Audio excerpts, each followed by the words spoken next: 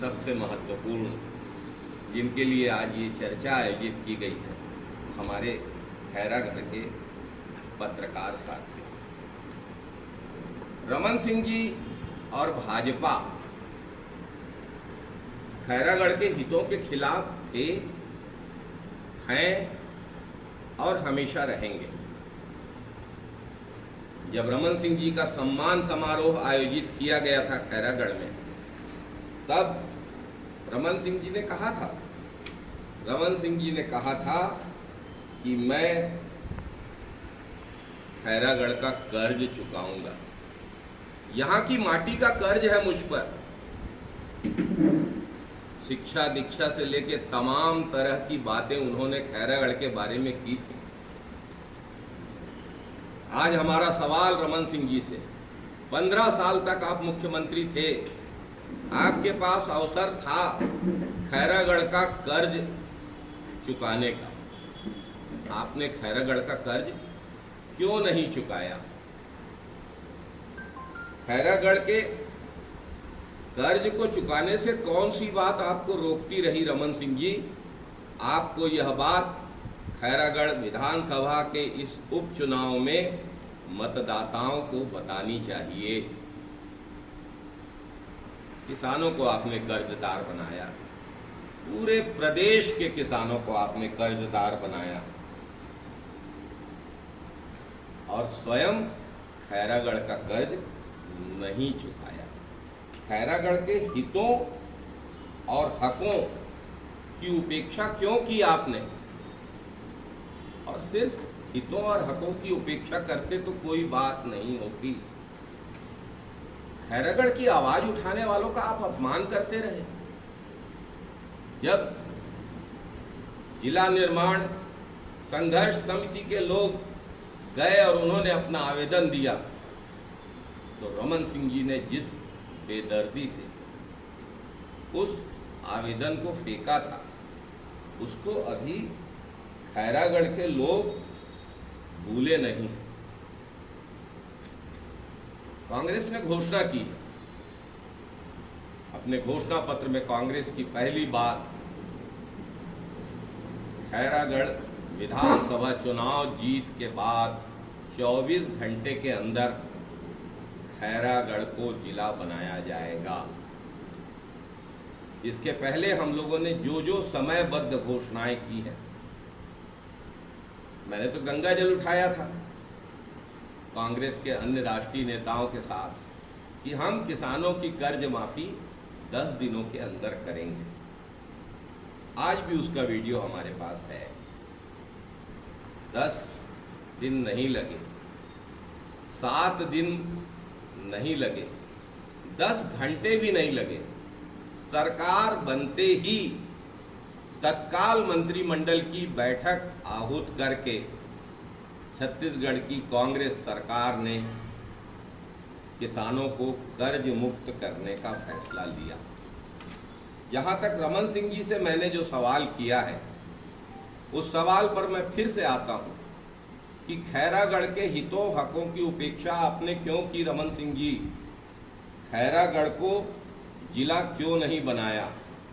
रमन सिंह जी उत्तर देंगे, इसमें मुझे संशय है, संदेह है। लेकिन मेरी जानकारी में जो बातें हैं वो मैं आप लोगों के आगे विनम्रता पूर्वक सिलसिलेवार ढंग से रखना चाहता हूं। स्वाभाविक रूप से एक व्यक्तिगत कारण है, कवर्धा, उनका खैरागढ़ से ज्यादा लगाव कवर्धा से। क्यों? अभिषेक सिंह के नाम से पनामा में जो खाता खुला था, उस खाते में पता खैरागढ़ का नहीं, कवर्धा का दिया हुआ था। Raman medical stores, Vindhyavasini ward, Kawardha. अगर खैरागढ़ जिला बन जाता, खैरागढ़ का विकास होता, तो रमन सिंह जी के फिर वो पनामा बैंक के जो खाते के पते का क्या होता, इसकी चिंता के चलते रमन सिंह जी ने खैरागढ़ वासियों की उपेक्षा की। राजनीतिक कारण, मुझे याद है देवव्रत सिंह जी का लोकसभा उपचुनाव। देवव्रत सिंह जी राजनांदगांव छोड़कर शेष सभी विधानसभाओं में चुनाव जीते थे। राजनांदगांव में कुछ मतों से कांग्रेस की पराजय हुई थी। रमन सिंह जी ने राजनीतिक असुरक्षा के भय के चलते तत्काल राजनांदगांव को अपना ठीहा बनाने का निर्णय लिया और राजनांदगांव की सीट से वे लड़ते रहे। सवाल यह है कि अपने राजनीतिक हितों के चलते, अपने व्यक्तिगत हितों के चलते रमन सिंह जी को खैरागढ़ की उपेक्षा करने का, खैरागढ़ का अपमान करने का, खैरागढ़ के विकास को पीछे ढकेलने का अधिकार किसने दिया था? आज जब विधानसभा उपचुनाव हो रहा है तो इस विधानसभा उपचुनाव में यह सबसे बड़ा मुद्दा बन गया है, जिसके कारण भाजपा बौखला गई है। बौखलाहट में झूठे आरोप लगा रहे हैं, जनता को भयभीत कर रहे हैं। क्या कह रहे हैं? खैरागढ़ जिला बनेगा तो टैक्स बढ़ जाएगा। अरे भाई, नगर पालिका है खैरागढ़, नगर पालिका ही रहेगा खैरागढ़, कैसे टैक्स बढ़ जाएगा? जो नगर पालिका के टैक्स की दर है वो उतनी ही रहेगी। भाजपा के इस दुष्प्रचार में कोई सत्यता नहीं है। हकीकत तो ये है कि अगर खैरागढ़ जिला बनता है तो खैरागढ़ में तत्काल जिला अस्पताल का निर्माण, अगर जिला अस्पताल यहां बनता है तो उस जिला अस्पताल में हर तरह की स्वास्थ्य सुविधाएं होंगी, और अगर स्वास्थ्य सुविधाओं का लाभ खैरागढ़ वासियों को मिलेगा तो ये रमन सिंह जी की और भाजपा की वही मानसिकता है कि खैरागढ़ को कुछ मत मिलने दो, खैरागढ़ को कुछ मिलने से रोको, उसमें बाधा डालो। और इसी मानसिकता के चलते इस तरह की बात, इस तरीके का दुष्प्रचार, इस तरीके के झूठे निराधार आरोपों का सहारा भाजपा के द्वारा लिया जा रहा है। बहुत सारे लोगों ने स्कूलों के नाम बताए, जनपद स्कूल, आंग्ल स्कूल, कुछ लोग कुकरा स्कूल करके भी एक नाम बता रहे थे पहले। इन सबसे संबंध है, इन संबंधों को रमन सिंह जी नकारने की कोशिश क्यों करते रहे? और मैं यहाँ पर नगरपालिका चुनाव में आया था, आप लोगों के साथ उठा बैठा, एक संबंध बना, उस संबंध के चलते आज भी आता हूँ। सारे लोग उसी स्नेह से, अपनेपन से मिलते हैं, मैं भी उसी प्यार से मिलता हूँ। आदमी 2-4-8 दिन के संबंध को हमेशा याद रखता है। उन्होंने तो इतना बड़ा विश्वासघात खैरागढ़ की जनता के साथ किया। 15 साल तक वे सर्वशक्तिमान मुख्यमंत्री थे, कोई चुनौती नहीं थी उनकी। लेकिन दरअसल रमन सिंह जी और भाजपा खैरागढ़ के हितों के खिलाफ थे, हैं और हमेशा रहेंगे। यह बात खैरागढ़ की जनता समझ चुकी। मैंने अपनी बात की। 15 साल तक कर्जा चुकाऊंगा बोल के कर्जा नहीं चुकाए, वो हमसे 3 साल पे सवाल उठाएं, इससे ज्यादा हास्यास्पद बात और क्या हो सकती? आपने कहा कि इस बात में कोई सत्यता नहीं है, और परिस्थिति ये है कोई भी व्यक्ति यदि पानी है तो अपॉइंटमेंट लेके मिलता है, समय लेके मिलता है। तो अगर वो समय लेके लोग मिलने गए थे और वहां उन्होंने अगर उस आवेदन को फेंका था तो निश्चित रूप से यह दुखद और बेहद चिंतनीय स्थिति थी।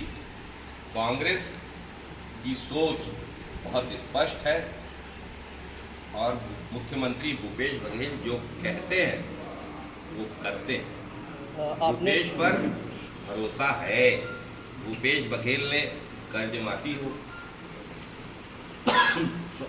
मैं खैरागढ़ का कर्ज चुकाऊंगा।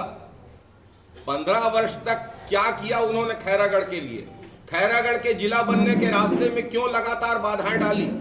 क्या इसलिए क्योंकि जो उनका कवर्धा का विंध्यवासिनी वार्ड का एड्रेस था उस पर पनामा बैंक का खाता खुला हुआ था?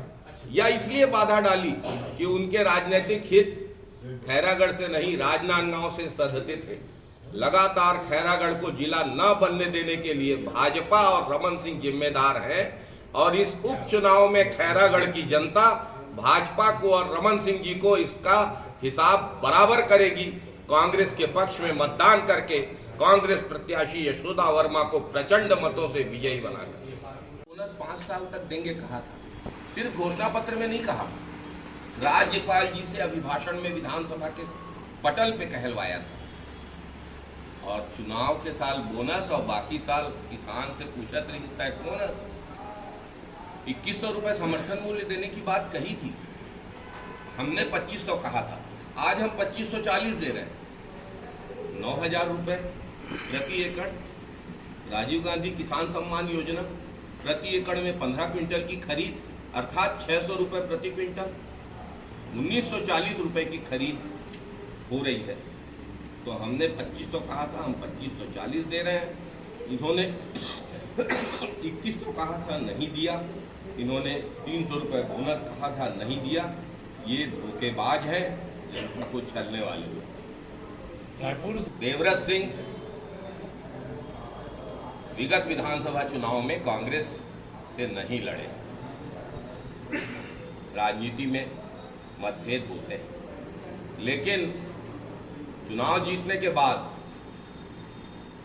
जब विधानसभा में वोटिंग हुई तो देवव्रत सिंह ने रमन सिंह के पक्ष में, बीजेपी के पक्ष में कभी मतदान नहीं किया, कभी कोई बात नहीं की। कांग्रेस के पक्ष में और भूपेश बघेल के पक्ष में देवव्रत सिंह विधानसभा में नजर आए। जब राजनांदगांव लोकसभा चुनाव हुआ, देवव्रत सिंह ने कांग्रेस उम्मीदवार भोलाराम साहू का प्रचार किया। और तो और मरवाही चुनाव, जहां भाजपा जनता कांग्रेस के समर्थन से चुनाव लड़ रही थी, वहां पे देवव्रत सिंह ने भाजपा का साथ नहीं दिया, कांग्रेस का साथ दिया। आज बृजमोहन अग्रवाल जी देवव्रत सिंह के बड़े भारी प्रवक्ता कैसे बन गए? चुनाव आया तो बृजमोहन अग्रवाल को देवव्रत सिंह की याद आ रही है। देवव्रत सिंह और देवव्रत सिंह का परिवार, उनकी भावनाएं कांग्रेस से जुड़ी रही हैं। छोटे मोटे मतभेद राजनीति में होते हैं, लेकिन इस बात को भी नहीं भुलाया जा सकता कि देवव्रत सिंह हमारे युवक कांग्रेस के छत्तीसगढ़ के प्रथम अध्यक्ष थे। जब राजनांदगांव लोकसभा उपचुनाव हुआ तब देवव्रत सिंह कांग्रेस के उम्मीदवार थे। मरवाही में देवव्रत सिंह का समर्थन कांग्रेस के साथ था। विधानसभा में देवव्रत सिंह कांग्रेस के साथ रहे, भूपेश बघेल के साथ रहे। राजनांदगांव लोकसभा चुनाव में देवव्रत सिंह कांग्रेस के साथ रहे। बृजमोहन अग्रवाल इस तरीके की भड़काने वाली बातें कह के जनता को बरगलाने की कोशिश कर रहे हैं।